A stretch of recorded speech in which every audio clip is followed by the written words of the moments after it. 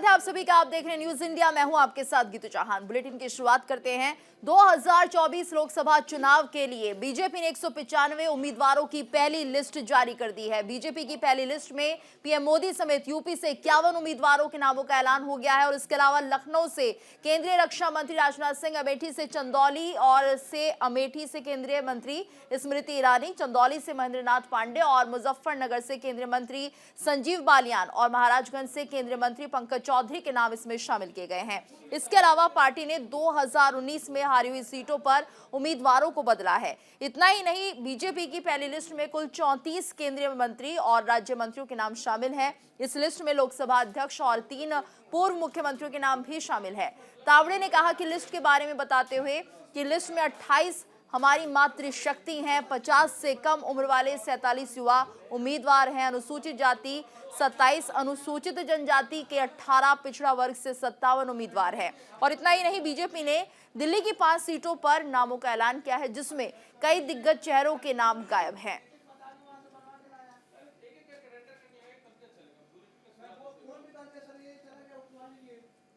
विचार करते हुए हर लोकसभा क्षेत्र के लिए कुछ प्रदेशों के पहले फेज में नाम केंद्र की ओर आए। आदरणीय राष्ट्रीय अध्यक्ष जी के साथ प्रदेश की चुनाव समिति ने और चर्चा उसमें की और अंतिम 29 फरवरी को केंद्रीय चुनाव समिति जो माननीय प्रधानमंत्री और माननीय अध्यक्ष जी की उपस्थिति में हुई, उसमें 16 राज्य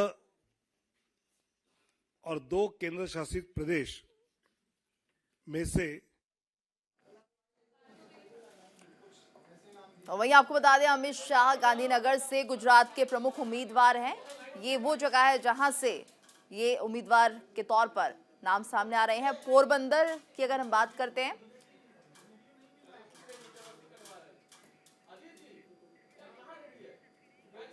और बीजेपी ने इस लिस्ट के जारी करने के बाद की तस्वीर हम आपको दिखा रहे हैं। बांसुरी को टिकट दिया गया है दिल्ली से और ये देखिए किस तरह से खुशी जाहिर करते हुए यहाँ पर और उनके समर्थक दिख रहे हैं।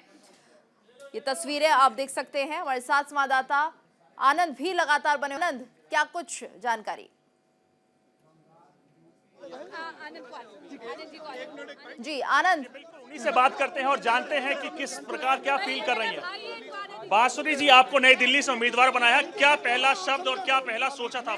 जी, कृतज्ञता महसूस कर रही हूँ और आभार व्यक्त करना चाहती हूँ यशस्वी प्रधानमंत्री श्री नरेंद्र मोदी जी का, आदरणीय गृह मंत्री अमित शाह जी का, आदरणीय राष्ट्रीय अध्यक्ष जेपी नड्डा जी का, संगठन महामंत्री आदरणीय श्री BL संतोष जी का, प्रदेश अध्यक्ष श्री वीरेंद्र सचदेवा जी का, पवन राणा जी का, माननीय जेपी नड्डा जी, माननीय जय पांडा जी का और बड़ी बहन अलका गुर्जर जी का और भारतीय जनता पार्टी के प्रत्येक कार्यकर्ता का, जिन्होंने मुझे ये अवसर दिया।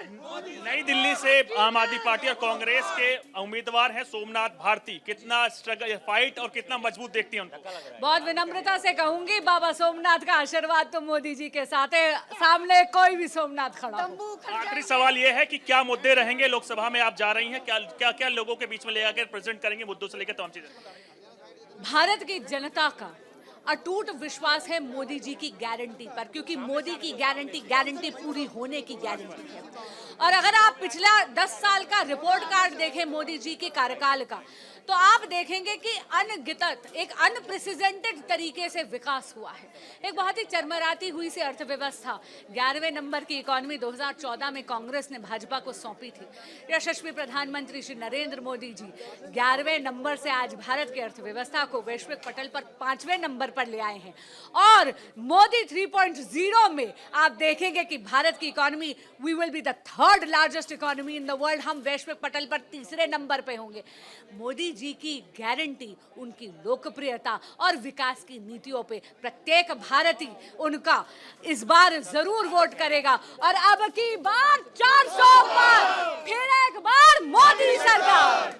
बहुत बहुत शुभकामनाएं, बहुत बहुत शुभकामनाएं। आपने देखा ये बांसुरी स्वराज हैं जिनको बीजेपी ने नई दिल्ली से उम्मीदवार बनाया है और उनके घर में जश्न का अंदाजा आप कुछ इस प्रकार लगा सकते हैं कि लोगों का तांता लगना शुरू हो गया है। दरअसल ये तांता इसलिए भी लग रहा है कि इस वक्त इनसे पहले यहाँ पे केंद्रीय मंत्री मीनाक्षी लेखी हुआ करती थी, जिनको हटाकर अब कहीं ना कहीं बीजेपी ने एक संकेत दिया है कि पद कितना भी बड़ा क्यों ना हो, लेकिन कार्यकर्ता अगर जमीन से जुड़ा नहीं है तो उसका टिकट कटना कंफर्म है।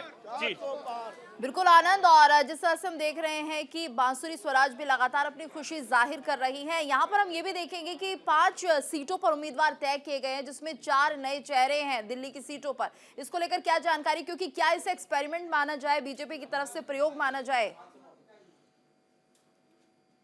मोदी सरकार आपका चैनल न्यूज इंडिया शुरुआत से ही दिखा रहा था कि बीजेपी ने जो तमाम सर्वेस किए हैं, जिसमें उसका नेता अगर सर्वेस में फेल होता है तो उसका टिकट जाना तय है। अगर बात की जाए तो जिला स्तर से एक सर्वे किया गया था, प्रदेश स्तर पर एक सर्वे किया गया था, नमो ऐप से एक सर्वे किया गया था। कहीं ना कहीं उसकी सोशल एक्टिविटीज भी बीजेपी लगातार देख रही थी।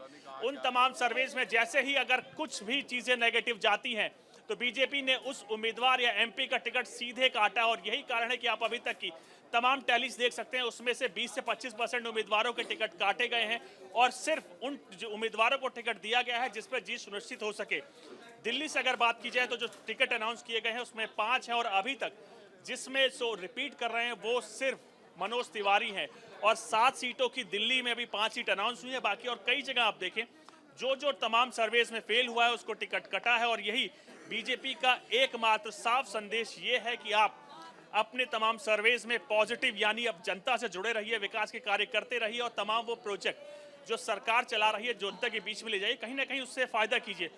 एक ही लक्ष्य है 2024 का लोकसभा चुनाव जीतना, और उसके लिए मुद्दा ये है कि आप जिताऊ उम्मीदवार होने चाहिए, और यही कारण है कि बीजेपी ने अभी 195 सीटों का ऐलान कर दिया है। तो कहीं ना कहीं आप मानिए अब आगे वाले दिन उस महासमर की शुरुआत हो चुकी है जिसको 2024 का लोकसभा चुनाव कहते हैं।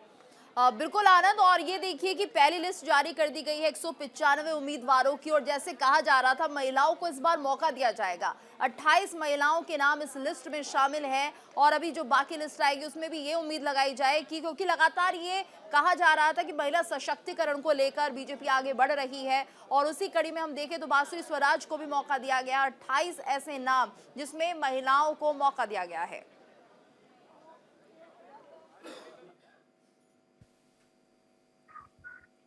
तमाम एनालिसिस करेंगे 195 सीटों का, तो उसमें 3 चीजें सामने आपको देखने को मिलेंगी। भारत सरकार के सीनियर मंत्री जो कि वरिष्ठ हैं उनका मार्गदर्शन होगा 2024 की सरकार अगर बीजेपी की बनती है, और उसके साथ साथ आप देखिए यूथ को एक अच्छा खासा प्रतिनिधित्व दिया गया है इस 95 में। यही रिपीट होते हुआ आगे भी जाएगा, जो परसेंटेज उसकी बीजेपी की सेकंड सीईसी होने वाली और थर्ड सीईसी में जो होगी। आप महिलाओं की सीट देखिए तो महिलाओं को अच्छा खासा प्रतिनिधित्व दिया गया है। मोदी सरकार ने अपने कार्यकाल के दौरान तमाम ऐसे बिल्स लेकर आए जो महिला सशक्तिकरण को लेकर लगातार सामने आ रहे थे, चाहे आप ट्रिपल तलाक की बात की जाए, चाहे नारी शक्ति वंदन अधिनियम की बात की जाए। उसके साथ साथ ओबीसी, बीजेपी ने अपने तमाम ट्रम्प कार्ड इस 95 सीट्स के उम्मीदवारों के दौरान खेले हैं। ओबीसी को अच्छा खासा प्रतिनिधित्व दिया गया है, महिलाओं को अच्छा खासा प्रतिनिधित्व दिया गया है, यूथ को अच्छा खासा प्रतिनिधित्व दिया गया है, और उसके साथ साथ वो वरिष्ठ मंत्री जो भारत सरकार में इस वक्त कई बार राज्यसभा से आया करते थे, उनको साफ संदेश दे दिया गया था कि आपको एक लोकसभा की एक चुनाव सीट जीतनी है और आपको लड़ना होगा। और यही कारण है कि तमाम वरिष्ठ मंत्री भूपेंद्र यादव से बात करें, चाहे किसी की भी आप बात कर लें, उन सबको लोकसभा चुनाव में उतारा गया है, और कहीं ना कहीं कोशिश की जा रही है कि उनकी चीजें सुनिश्चित की जा सके, और सीधे इसका अगर वो लोकसभा चुनाव जीतते हैं तो सीधे पार्टी और सरकार को भी इसका फायदा होगा। यही कारण है कि सरकार लगातार संभव कर रही कोशिश कर रही कि इसमें जो तालमेल हो सरकार में 2024 की जो मोदी सरकार ट्रिपल बने तो उसमें ये चीजों का साथ रहे कि उसमें यूथ का जोश रहे, नारी की शक्ति रहे, और कहीं ना कहीं वरिष्ठ नेताओं का मार्गदर्शन रहे, जिससे मोदी सरकार एक साथ सीधे ट्रिपल बिल्कुल। तेजी के साथ, ट्रिपल इंजन के साथ आगे बढ़ सके और कहीं ना कहीं देश को आगे विकास की गति और बिल्कुल, तेज की जा टारगेट सके। बढ़ा है आनंद, इस बार 400 पार का टारगेट रखा गया। हमारे साथ लखनऊ से हमारे संवाददाता नीरज भी जुड़ गए हैं। नीरज, अगर उत्तर प्रदेश की हम बात करते हैं तो यहाँ पर ज्यादातर सांसदों को रिपीट किया जा रहा है। बताया जा रहा है कि 47 सांसद जिन्हें रिपीट कर दिया गया है, यानी कि एक बार फिर से भरोसा इन पर जताया गया है और मैसेज ये जाए जनता में कि डबल इंजन की सरकार सक्सेसफुल है, यही एक बात सामने आ रही है। क्या कहेंगे? जी, निश्चित तौर पर देखिए आज 51 जो लिस्ट आई 51 लोगों की, 51 जो उम्मीदवार हैं उनमें ज्यादातर रिपीट किए गए हैं और खासतौर पर आप देखिए 4 ऐसी जगह पे जहां पर भारतीय जनता पार्टी हारी, जिसमें अम्बेडकर नगर के जहाँ रितेश पांडे जो कि अभी बसपा से छोड़कर आए हुए हैं उनको टिकट दिया गया है और इसके साथ अभी कई जगहों पर जहां पर अब जो सीटें 29 सीटें जो यानी 29 सीटें जो अब जिन पर अब घोषणा होनी है उस पर नजर है लोगों की, क्योंकि वो सीटें हैं जिनकी बदलने की चर्चा चल रही थी, जैसे कि रीता बहुगुणा जोशी इलाहाबाद से, इसके अलावा देखिए ब्रिजभूषण शरण सिंह, वरुण गांधी, मेनका गांधी। अब ऐसे तमाम नामों का अब जो लिस्ट आएगी वो काफी चौंकाने वाली होगी। संघमित्रा मौर्य उसमें एक नाम है। तो अभी जो लिस्ट आई है वो कैंडिडेट है जो भारतीय जनता पार्टी के लिए पहले से अगर कहा जाए कि लोगों को पता था कि ये लोग लड़े, जैसे राजनाथ सिंह हुए, बनारस के प्रधानमंत्री नरेंद्र मोदी हुए, कीर्तिवर्धन सिंह हुए, अजय मिश्रा टेनी हुए, लेकिन अब जो लिस्ट आएगी वो चौंकाने वाली होगी, उस पर लोगों की निगाह है। और चूंकि 80 सीटों का टारगेट है तो एक एक नाम पर बहुत ही बारीकी से और तमाम लोगों से सलाह मशविरा करके ये पूरी बातें तय हो रही है। अभी फिलहाल 51 सीटें आई हैं, लेकिन 51 सीटों का नाम आया है, लेकिन आने वाले वक्त में जी। जो 29 सीटें हैं उस पर लोगों की जरूर नजर रहेगी।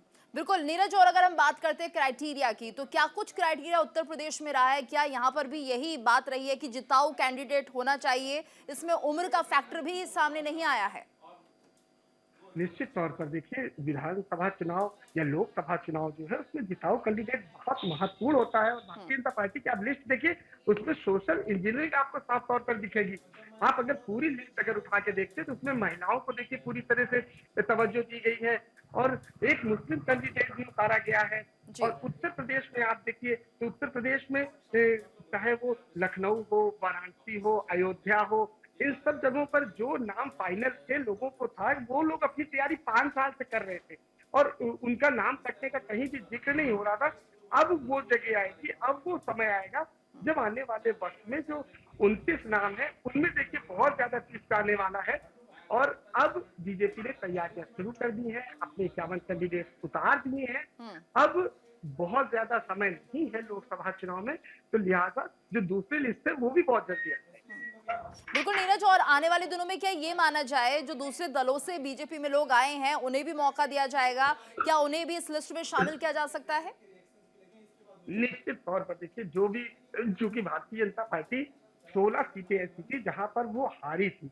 जनता ये है कि रायबरेली से मनोज पांडे जी की लोक कल्याणकारी योजनाओं को, राज्य सरकार की योजनाओं को और हमारे बूथ अध्यक्ष से लेकर राष्ट्रीय अध्यक्ष जेपी नड्डा साहब ने जो परिश्रम की पराकाष्ठा से पसीना बहाया है, उससे निश्चित तौर से 400 पार सांसद आएंगे और 370 पार भी भारतीय जनता पार्टी के और 400 पार एनडीए के आएंगे। और जब मोदी जी ने लोकसभा में 370 घोषणा कर दी है तो हम सब लोग मन से, वचन से, कर्म से अपनी पूरी यथाशक्ति से उनके इस संकल्प को पूरा करने में अपनी जी जान लगा देंगे। इस बार राम मंदिर भी है, मोदी जी का वो सारे जो कहे थे कि 10 साल में जो करके दिखाऊंगा, अब 47 तक का रोड मैप है। मोदी जी अब गारंटी हो गए। राजनीति में अक्सर आश्वासन होते थे और वो कभी सम्मेलनों में हम लोगों की बड़ी मजाकें उड़ती थी।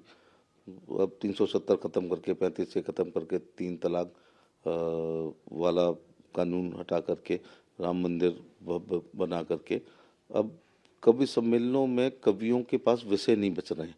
अब उन्हें फिर प्यार मोहब्बत, फूल, खुशबू, संगीत, समंदर पे आना पड़ेगा, क्योंकि जो राष्ट्रीय मुद्दे थे खासतौर से जो राष्ट्रवाद के, वो सभी नरेंद्र मोदी जी ने 10 साल में पूरा करने का काम किया है। आप ही की जगह इंडिया अलायंस यूपी में बना है, अखिलेश और राहुल आप ही के आगरा में पहुंचे थे दोनों। हाँ, एक फ्लॉप शो था बिल्कुल पूरी तरह। मैंने भी अपने लोग भेजे थे कि देखना है किस लाइन पे बात करते हैं, चूंकि ये जोड़ी एक बार पहले भी आ चुकी थी और उसमें फ्लॉप हुए और यूपी में समाजवादी पार्टी के 50 से भी कम विधायक हुए। तो काठ की हड्डियां बार बार नहीं चढ़ती है, इनकी तो पहली बार भी नहीं चढ़ी थी। तो अविश्वसनीयता है दोनों के प्रति। और बहुत पहले चाणक्य जी ने कहा, तो एसपी सिंह बघेल और साफ तौर पर आंकड़ा बताते हुए 370 का टारगेट है और बीजेपी की जीत की गारंटी मोदी की गारंटी के नाम से। तो कुल मिलाकर अब ये समझा जाए कि मोदी ही अब गारंटी है जीत की। नीरज, क्या कहेंगे, ये जो थीम बन चुकी है कि अब जीत की गारंटी सिर्फ मोदी और ये गारंटी है पूरा होने की, तो एक स्लोगन के साथ आगे बढ़ रहे हैं। राष्ट्रीय पुनर्निर्माण भारतीय जनता पार्टी का मिशन है और प्रधानमंत्री श्रीमान नरेंद्र मोदी जी के नेतृत्व में देश का अद्भुत और अभूतपूर्व विकास हो रहा है और जन कल्याण के कामों में इतिहास रचा गया है। हम सब राष्ट्रीय पुनर्निर्माण के मिशन के कार्यकर्ता हैं और पार्टी जो काम उचित समझती है वो काम पार्टी के कार्यकर्ताओं को देती है। अभी पार्टी ने हम जैसे कार्यकर्ताओं को चुनाव लड़ाने का फैसला किया है। राष्ट्रीय पुनर्निर्माण के मिशन में गिलहरी की तरह योगदान देने का अवसर पार्टी ने दिया है। मुझे भारतीय जनता पार्टी ने इस योग्य समझा और पुनः मुझे जामनगर संसदीय क्षेत्र से उम्मीदवार घोषित किया गया। मुझे तीसरी बार सांसद का चुनाव लड़ने का मौका दिया है। मैंने 10 साल में प्रयास किया है कि मैं जनता की भावनाओं पर खरा उतरूं। भाजपा के नेतृत्व ने चांदनी चौक की ऐतिहासिक सीट से व्यापारी को टिकट दिया है और निश्चित रूप से हम चांदनी चौक में बहुत बड़ी विजय करने जा रहे हैं। इस सौभाग्य के लिए अपने राजनांदगांव की जनता को प्रणाम करता हूँ, जिन्होंने मुझे हमेशा मेरा उत्साहवर्धन किया, मुझे आगे बढ़ाया और मेरे कामों का उन्होंने सब प्रकार से बढ़ाई की आशीर्वाद दिया और उसी का परिणाम है कि ऊपर वाले भी पुनः मुझे मौका दिया। जम्मू कश्मीर का जनमानस अपने माननीय प्रधानमंत्री मोदी साहब का धन्यवाद करते हैं, जिन्होंने और हमारे माननीय राष्ट्रीय अध्यक्ष श्रीमान जगत प्रकाश नड्डा साहब और माननीय गृह मंत्री अमित शाह साहब का हम हृदय से धन्यवाद करते हैं। जिस कर्मठता के साथ और जिस निष्ठा के साथ हमने पहले कार्य किया है, उससे भी बढ़कर हम लोगों की सेवा करेंगे और लोगों का मन जीतेंगे। नारी शक्ति वंदन अधिनियम हो सकता है जो हमारे लीगल है उसकी वजह से आगे आ रहा हो, लेकिन अपने निर्णय में उन्होंने आज ही बताया कि उनकी कमिटमेंट हमेशा कमिटमेंट होती है। तो आदरणीय प्रधानमंत्री नरेंद्र मोदी जी और अपने शीर्ष नेतृत्व का मैं बहुत धन्यवाद करना चाहती हूँ कि उन्होंने मुझे मौका दिया। जो 5 से 7 करोड़ जो दिव्यांग लोग हैं, उन सभी में खुशी है कि आज भारतीय जनता पार्टी ने एक दिव्यांग को टिकट दिया है। आज युवाओं में एक जोश है, आज एक खिलाड़ियों में जोश है। जो टिकट दिया गया है और पूरे असम के जितने भी कार्यकर्ता है, ऐसा लग रहा है कि कार्यकर्ता को एक स्वीकृति मिल रहा, सिर्फ मुझे ही नहीं, क्योंकि जो 42 लाख कार्यकर्ता है उनमें से ही मैं एक हूँ।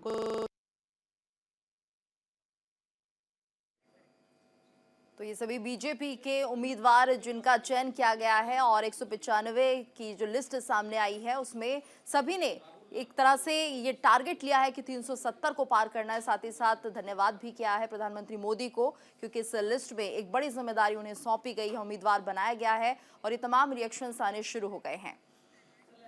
और वहीं आपको बता दें यूपी से प्रमुख उम्मीदवार कौन कौन है। अगर हम बात करते हैं वाराणसी की, तो प्रधानमंत्री मोदी यहां से तीसरी बार चुनाव लड़ने जा रहे हैं। यूपी से ही अगर हम बात करते हैं लखनऊ की, तो यहां पर राजनाथ सिंह चुनाव लड़ने जा रहे हैं। इस सीट पर उनका नाम सामने आया है। तो यूपी से प्रमुख उम्मीदवारों की लिस्ट हम आपको बता रहे हैं। अमेठी से स्मृति ईरानी मैदान में होगी, इनका चयन किया गया है और एक बार फिर से स्मृति ईरानी अमेठी से ही चुनाव लड़ने जा रही हैं। उत्तर प्रदेश के ये बड़े उम्मीदवार, आजमगढ़ की बात करें तो दिनेश लाल यादव निरहुआ को यहां पर उम्मीदवार बनाया गया है। तो उत्तर प्रदेश से ये बड़े चेहरे उम्मीदवार के तौर पर गौतम बुद्ध नगर सीट की बात करते हैं तो महेश शर्मा यहां पर चुनावी मैदान में होंगे। तो उत्तर प्रदेश के हम प्रमुख उम्मीदवारों के बारे में हम आपको जानकारी दे रहे हैं। गौतम बुद्ध नगर सीट, वहीं चंदौली की बात करते हैं तो महेंद्र नाथ पांडे यहां से चुनाव लड़ने वाले हैं। ये वो उम्मीदवार हैं जिनकी लिस्ट आज जारी की गई। एक बार फिर से चंदौली से महेंद्र नाथ पांडे, उनका नाम सामने आ रहा है। गोरखपुर की बात करें तो रवि किशन यहां से चुनावी मैदान में रहेंगे।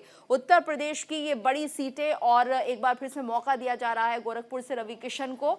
वहीं बात करते हैं वाराणसी की तो प्रधानमंत्री मोदी यहां से चुनाव लड़ेंगे तीसरी बार। अमित शाह की बात करें तो गांधीनगर से वो चुनाव लड़ने जा रहे हैं। गुजरात के प्रमुख उम्मीदवार हैं और ये लिस्ट जारी की गई है 195 कैंडिडेट्स की, जिसमें ये बड़े चेहरे हैं। पोरबंदर की बात करते हैं तो यहां से मनसुख मंडाविया को चुनावी मैदान में उतारा गया है। तो ये गुजरात के प्रमुख उम्मीदवार हैं जो कि चुनावी मैदान में होंगे। नवसारी की बात करते हैं तो यहाँ पर सीआर पाटिल नवसारी सीट से उम्मीदवार होंगे। गुजरात के प्रमुख उम्मीदवारों की जानकारी हम आपको दे रहे हैं। वहीं अगर बात करें मध्य प्रदेश के गुना की तो यहाँ पर ज्योतिरादित्य सिंधिया चुनावी मैदान में रहेंगे। तो गुना सीट से ज्योतिरादित्य सिंधिया को मौका दिया जा रहा है, हालांकि उनकी जो सीट रही है। सतना की बात करते हैं तो यहाँ से गणेश सिंह चुनावी मैदान में रहेंगे, उन्हें इस सीट से उम्मीदवार बनाया गया है। मध्य प्रदेश के प्रमुख उम्मीदवारों की ये लिस्ट हम आपको बता रहे हैं, जहां पर गणेश सिंह को मौका दिया गया है। तो वहीं विदिशा से शिवराज सिंह चौहान चुनावी मैदान में होंगे। तो ये प्रमुख चेहरे हैं मध्य प्रदेश के और शिवराज सिंह चौहान विदिशा से चुनाव लड़ते हुए दिखाई देंगे। कोडरमा की अगर बात करते हैं तो इस सीट से अन्नपूर्णा देवी को मौका दिया जा रहा है। झारखंड की सीट है, प्रमुख उम्मीदवार हैं अन्नपूर्णा देवी, कोडरमा से चुनावी मैदान में होंगी। वहीं अगर हम झारखंड की खुंटी की बात करते हैं तो यहाँ से अर्जुन मुंडा चुनावी मैदान में होंगे। तो झारखंड की ये प्रमुख सीट है और प्रमुख उम्मीदवार अर्जुन मुंडा को यहां से मौका दिया गया है। सिंहभूम क्षेत्र की अगर हम बात करते हैं तो यहां से गीता कोड़ा चुनावी मैदान में होंगी। झारखंड की सिंहभूम सीट से गीता कोड़ा को मौका दिया गया है। वहीं अगर हम बात करते हैं कूच बिहार की तो निश्चित प्रमाणिक पश्चिम बंगाल की सीट है। निश्चित को यहाँ पर उम्मीदवार बनाया गया है पश्चिम बंगाल से। और इसके अलावा बेलूर घाट की बात करें तो सुकांता मजूमदार को मौका दिया गया है सीट से। ये पश्चिम बंगाल की प्रमुख चेहरे हैं, प्रमुख उम्मीदवार हैं, जिनके बारे में हम आपको जानकारी दे रहे हैं। आसनसोल सीट की अगर हम बात करते हैं तो पवन सिंह यहां से चुनावी मैदान में होंगे। जीत का दारोमदार होगा उन पर, एक बड़ा लक्ष्य इस बार रखा गया है। पश्चिम बंगाल की सीट है। इसके अलावा बांकुड़ा पश्चिम बंगाल की अगली सीट, सुभाष सरकार यहां से चुनावी मैदान में होंगे, इन्हें मौका दिया गया है। तो ये बड़ी सीटें हैं पश्चिम बंगाल से। वहीं बनगांव की बात करें तो इस सीट से शांतनु ठाकुर को मौका दिया गया है, ये चुनावी मैदान में दिखाई देंगे पश्चिम बंगाल की तरफ से। तो बनगांव में शांतनु ठाकुर उम्मीदवार के तौर पर चयन किए गए हैं। 195 उम्मीदवारों की जो लिस्ट आई है उसमें पश्चिम बंगाल से बनगांव की सीट को शांतनु ठाकुर के लिए दिया गया है और वो यहाँ से चुनाव लड़ेंगे। तो ये तमाम लिस्ट थी जिसमें 195 से बड़े चेहरे हम आपको बता रहे थे कौन कौन चुनावी मैदान में है। और लगातार अब टारगेट बढ़ा है, किस तरह से 370 को पार किया जाएगा। और इसी के साथ हमारे इस बुलेटिन में इतना ही, लेकिन जाने से पहले अपने दोनों संवाददाताओं को हम धन्यवाद करेंगे। आनंद और हमारे साथ नीरज लगातार बने हुए थे। अपडेट्स के लिए बहुत बहुत शुक्रिया आपका। और इसी के साथ इस बुलेटिन में फिलहाल इतना ही, रुकेंगे एक ब्रेक के लिए, ब्रेक के बाद खबरें जारी हैं।